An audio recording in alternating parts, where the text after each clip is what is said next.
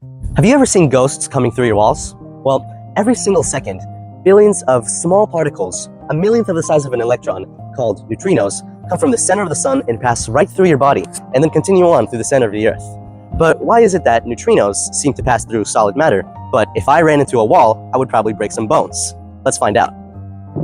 Ugh! Ow! So why didn't that work? In truth, the reason that neutrinos pass right through the wall, and I just look like a Casper the Ghost wannabe, isn't because of the size or the shape of the neutrinos. It has to do with the fact that my atoms have charge, and neutrinos do not. You see, atoms aren't structured like solar systems, where you have electron planets orbiting a nucleus star, but rather the electrons exist in a sort of uncertain state known as the electron cloud. Let's break it down.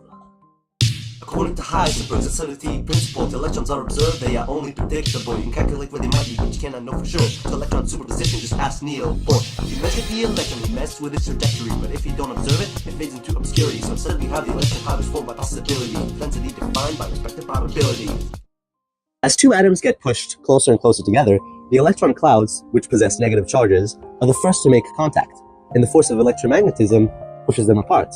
In addition, the Pauli exclusion principle kicks in. Bah! This principle doesn't allow for two electrons with the same spin to exist in the same orbital. As two atoms are brought closer together, the overlap between the electron clouds grows, and so does the probability that two electrons from two different atoms will exist in the same orbital with the same spin. So, as two atoms get closer and closer together, they not only repel one another like two same-charged magnets, they also offer progressively more and more resistance to the pushing force.